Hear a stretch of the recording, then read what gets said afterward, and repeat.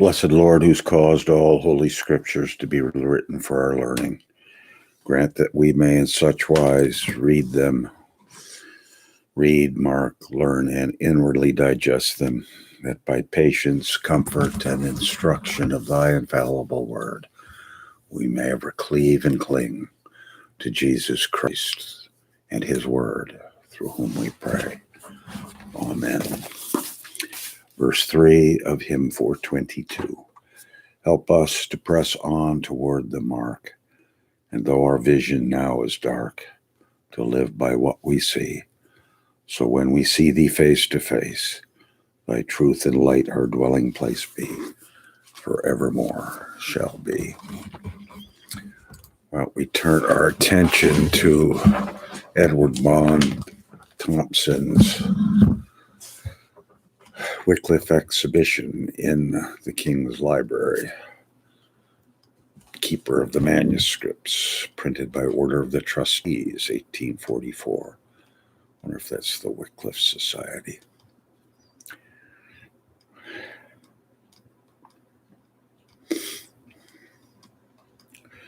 Introduction.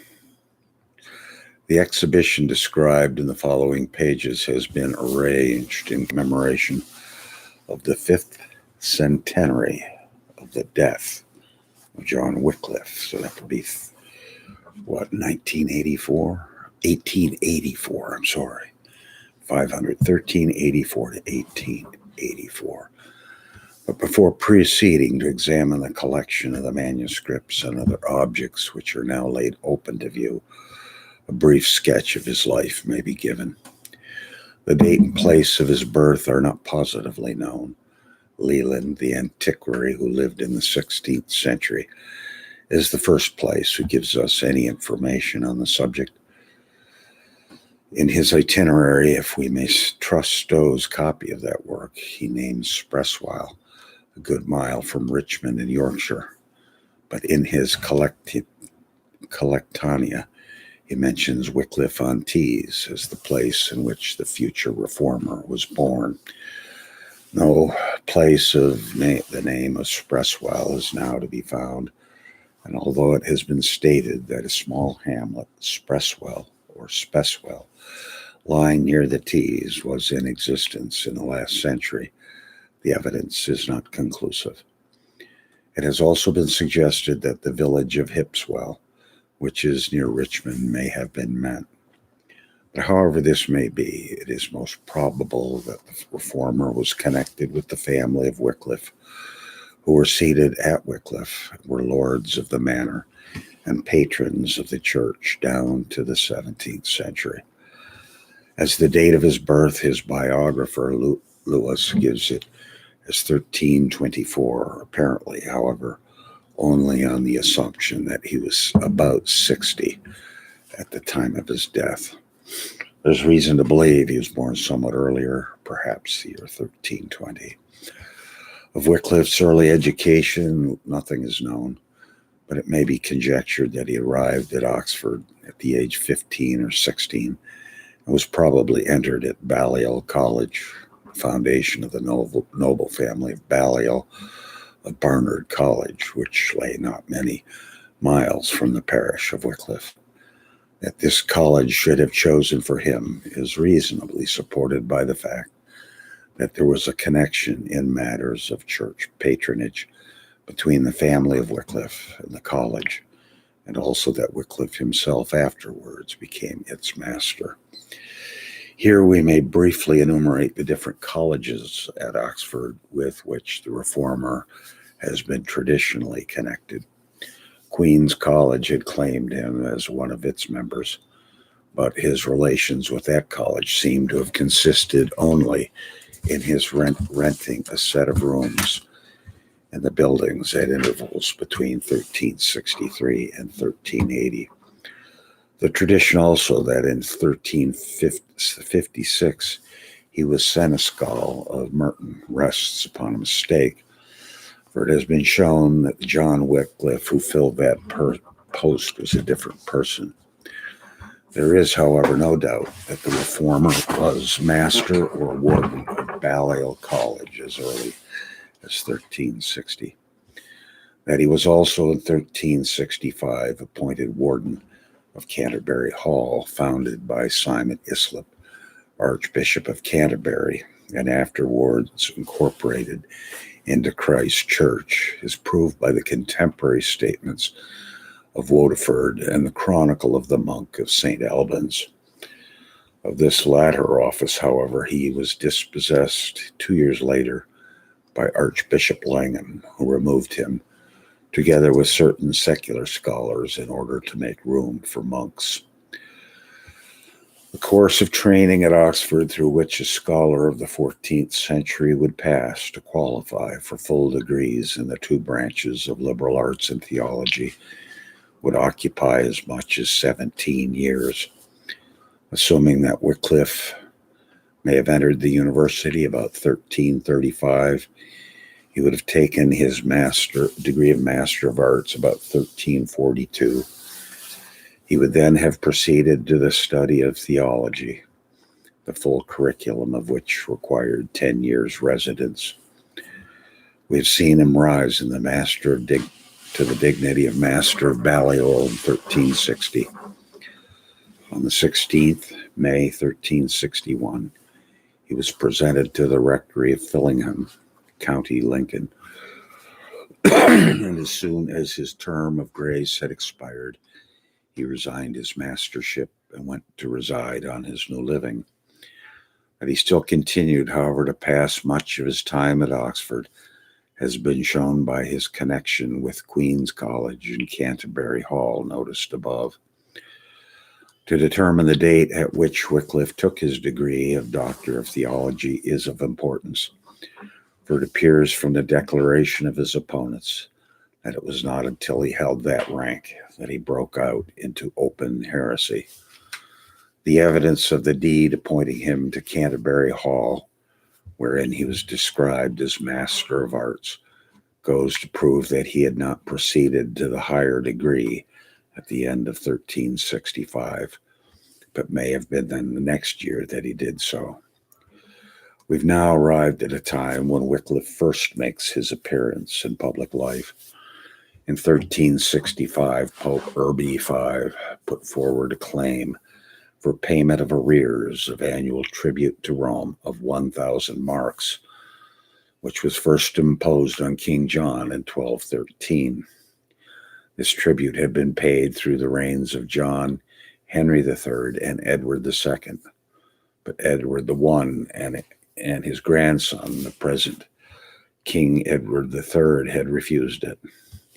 In May 1366, Parliament was summoned to consider this demand and at once rejected it. And Wycliffe supported the declaration of a Parliament in a political tract upon the theory of dominion. In this document, he calls himself a royal chaplain, and it is probable he already held such an appointment for some time.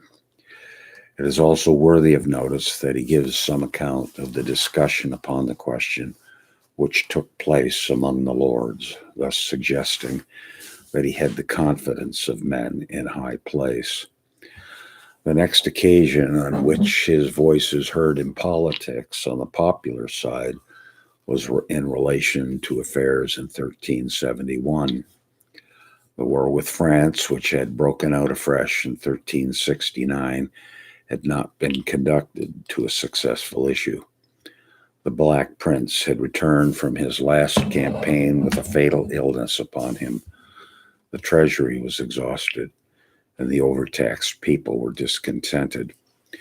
In this crisis, the possessions of the church, which were ever increasing in the midst of the national distress, became the object of attack. Parliament met in Lent, and when the king put forward a demand for a subsidy in aid of the war, it was resolved that the church should be included for a large amount in the general taxation. Ecclesiastics who filled various offices of state were removed, and laymen of the old feudal party, with John Gaunt, Duke of Lancaster, at their head, were put in their places. In his opinions on these proceedings, separated himself by far the greater number of clergy.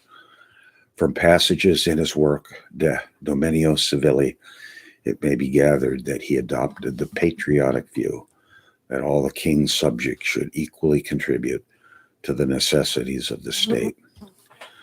The character which he had by this time obtained as a reformer and opposer of abuses, while it made him enemies among the endowed clergy, recommended him to the notice of those in power. It was probably at this time that his intimacy with John of Gaunt commenced. The anti-clerical feeling, which had already been displayed in Parliament, was carried farther in the stand which he now made against the old abuse of papal provisions, whereby the Pope made clerical appointments without regards to the patrons. In answer to a petition from the Commons in 1733, the king stated that he had already appointed commissioners who were then in treaty with the papal court. But little or no progress was made, and a second commission was issued in the following year, at the head of which was John Gilbert, Bishop of Bangor, who also had charge of preceding negotiations. Among the commissioners was Wycliffe. The place of conference was Bruges,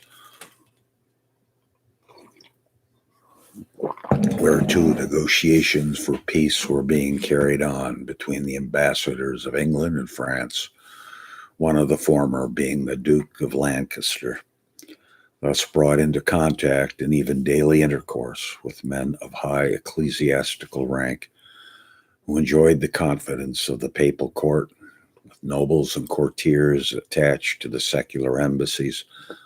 Such a mind as Wycliffe's could not fail to be strongly impressed and carry away a knowledge of affairs which he afterwards turned to his advantage. At the hollowness of the negotiations and the provisions, his spirit must have revolted, for the result was the direct opposite of what had been intended. On the 1st September 1375, the law of 1363 against provisors was absolutely repealed, and on the 12th of the same month, the head of the Late Camp Commission was translated by papal provision to the See of Hereford. But however out of place Wycliffe may appear to have been in this affair, his connection with the Duke of Lancaster's party seemed still more incongruous. The connection was fortuitous. The wave of popular feeling which brought John of Gaunt into power in 1371 had thrown Wycliffe in his path, and the Duke recognized in him a valuable ally as against his enemies of the clergy.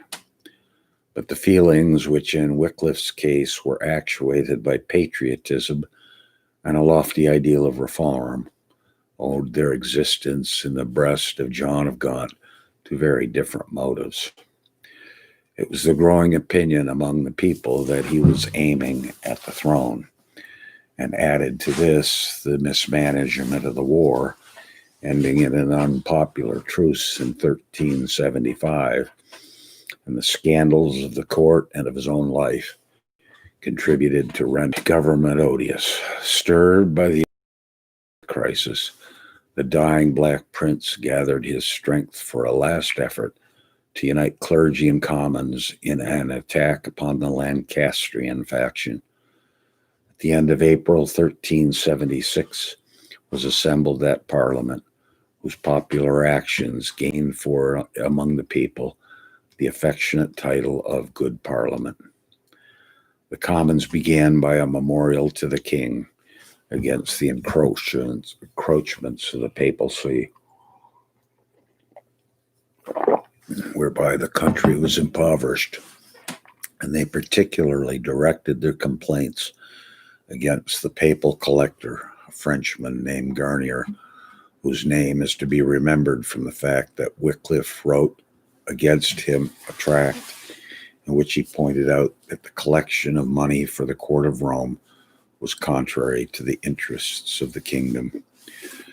Abuses in government were also reformed. The chief ministers were displaced, and some of them, with Alice Perers, the king's mistress, were impeached. But all was changed by the death of the Black Prince on the 8th of June. The action of the Commons was paralyzed, and John of Gaunt returned to power. The impeached ministers were restored, and the whole policy of the good Parliament was reversed.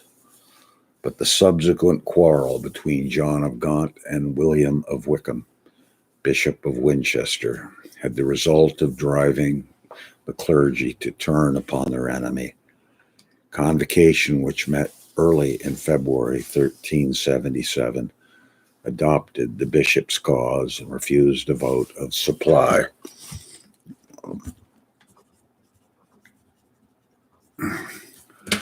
They now determined to attack the Duke through his associate Wycliffe. The relations between John of Gaunt and the reformer have been well and succinctly stated by Professor Shirley, Fasciculi Zizanorium introduction, in these words: Lancaster, whose object was to humiliate, had found a strange ally in Wycliffe, whose aim was to purify the church. A staunch friend of the mendicants, regarding almost with sympathy the court of Rome as the natural counterbalance to the power of bishops at Rome. Corrupt in his life, narrow and unscrupulous in his policy, he obtained some of the ablest and best support from a secular priest of irreproachable character, whose views of government towered above intrigue, too often above sober reality. Lancaster, feudal to the core, resented the official arrogance of the prelates and the larger share which drew to themselves of the temporal power. Wycliffe dreamt of restoring, by apostolical poverty, its long-lost apostolic purity to the clergy. From points so opposite, with aims so contradictory, were they united to reduce the wealth and humble the pride of the English hierarchy. The writer of this passage has also referred, in words which have been omitted above, to the strange contradiction of the Duke's staunch support of Wycliffe's theological opponents, the mendicant orders. The later investigations, however, of Dr. Leckler and Wycliffe's own writings have proved that no such contradiction in fact existed, for there was then no enmity between Wycliffe and the mendicants, of whom indeed he writes at this period in terms of all respect. It was at a later time, when he promulgated his views upon transubstantiation, that he incurred the hostility of the friars. At this point may be noticed the church preferments which, during the course of the events above narrated, Wycliffe had enjoyed. On the 12th of November 1368, he exchanged his living at Fillingham for that of Undershall in Buckinghamshire, and in 1375 he was presented to the prebend of Aust in Gloucestershire, attached to the Collegiate Church of Westbury, a benefice, however, which he appears to have resigned almost at once, probably from conscientious scruples against pluralities. In April 1374, he was appointed to the rectory of Lutterworth in Leicestershire, the right of patronage being exercised by the crown by reason of the minority of Henry, Lord Ferrers of Gobry, the patron. Resigning his living in Lundershall, he entered into residence in his new parish, where he remained until death. As we said above, the clergy had now determined on an attack upon Wycliffe. He was summoned to appear before the convocation, but the heresies which had already been imputed to him were not brought into question, and And here we'll draw this to a close at this point. Godspeed.